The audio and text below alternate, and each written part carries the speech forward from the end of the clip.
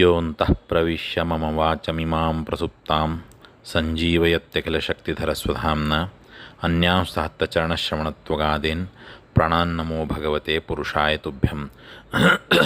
ಹರಿ ಓಂ. ಹಯಗ್ರೀವ ಹಯಗ್ರೀವ ಹಯಗ್ರೀವ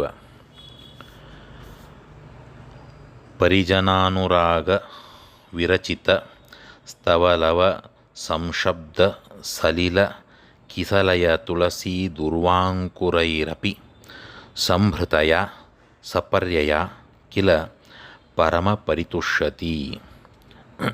ಅಂದರೆ, ನಿನ್ನ ಭಕ್ತರು ಪ್ರೇಮದಿಂದ ಗದ್ಗದವಾದ ವಾಣಿಯಿಂದ ಸ್ತುತಿಸುತ್ತಾ ಸಾಮಾನ್ಯವಾದ ನೀರು, ಶುದ್ಧವಾದ ಎಳೆ ತುಳಸಿ ದಳ ಮತ್ತು ಗರಿಕೆಗಳೇ ಮುಂತಾದ ಸಾಮಗ್ರಿಗಳಿಂದ ಪೂಜೆ ಮಾಡಿದರೂ ನೀನು ಅತ್ಯಂತ ಸಂತೋಷಪಡುವೆ ಎಂಬುದು ಇದರ ಅರ್ಥ.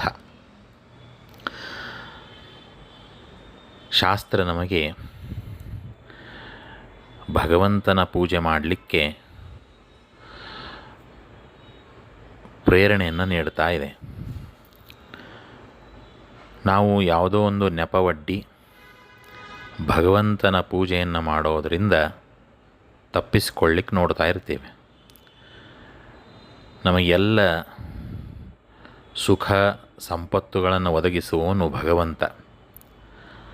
ಹಾಗಾಗಿ ನಾವು ಆತನ ಪೂಜೆ ಮಾಡುವುದು ಅತ್ಯಂತ ಅವಶ್ಯಕ. ಭಗವಂತನ ಪೂಜೆಗೆ ಎಲ್ಲ ವ್ಯವಸ್ಥಿತವಾದಂತಹ ಸಾಮಗ್ರಿಗಳು ಬೇಕು ಅಂತ ಏನೂ ಇಲ್ಲ. ಅವು ಯಾವುದೂ ಇಲ್ಲದೇ ಇದ್ದದಕ್ಕೆ ನೆಪವೊಡ್ಡಿ ಇವತ್ತು ಬೇಡ ನಾಳೆ ಅವುಗಳನ್ನೆಲ್ಲ ಹೊಂದಿಸಿಕೊಂಡು ಪೂಜೆ ಮಾಡ್ತೇನೆ ಅನ್ನುವಂತಹ ಮುಂದೂಡುವಂತಹ ಪ್ರವೃತ್ತಿ ನಮ್ಮದಾಗಿರ್ತದೆ. ಅದಕ್ಕೆ ಶಾಸ್ತ್ರ ಹೇಳುತ್ತದೆ, ಅದ್ಯಾವುದರ ಅವಶ್ಯಕತೆ ಇಲ್ಲ.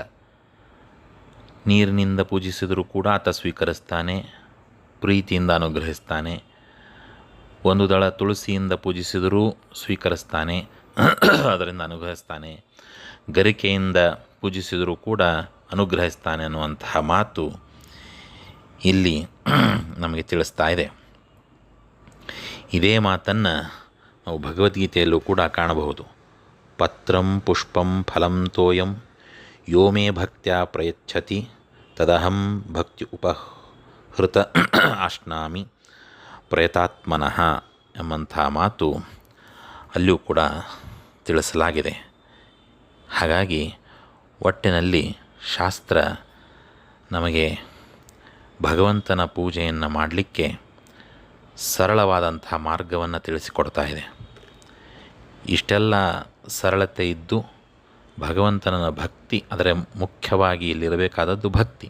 ಹಾಗಾಗಿ ಭಕ್ತಿಯಿಂದ ಯಾವುದನ್ನು ಸಮರ್ಪಣೆ ಮಾಡಿದರೂ ಕೂಡ ಭಗವಂತ ಅದನ್ನು ಸ್ವೀಕರಿಸಿ ಸಂತೋಷದಿಂದ ನಮಗೆ ಅನುಗ್ರಹಿಸ್ತಾನೆ ಅನ್ನೋದರಲ್ಲಿ ಯಾವುದೇ ಸಂಶಯ ಇಲ್ಲ. ಹಾಗಾಗಿ ಈ ಮಾತನ್ನು ಪದೇ ಪದೇ ಅಲ್ಲಲ್ಲಿ ಶಾಸ್ತ್ರ ನಮಗೆ ತಿಳಿಸಿಕೊಡ್ತಾ ಇದೆ.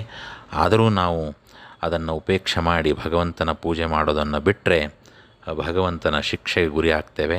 ಹಾಗಾಗಿ ನಾವು ಎಚ್ಚರಿಕೆಯಿಂದ ಭಗವಂತನ ಪೂಜೆಯನ್ನು ಮಾಡುವಂಥದ್ದು ಅತ್ಯಂತ ಅವಶ್ಯಕ ಅನ್ನುವಂಥದ್ದು ಈ ಮಾತಿನ ತಿಳ್ಕೊಂಡು ಆತನ ಪೂಜೆಯನ್ನು ಎಲ್ಲ ಸಾಮಗ್ರಿಗಳನ್ನು ಹೊಂದಿಸಿಕೊಂಡು ಎಷ್ಟಾಗ್ತದೋ ಅಷ್ಟು ಆ ಭಗವಂತನ ಉತ್ತಮವಾದಂಥ ಮಂತ್ರ ಸ್ತೋತ್ರಗಳನ್ನು ತಿಳಿದುಕೊಂಡು ಆಯಾ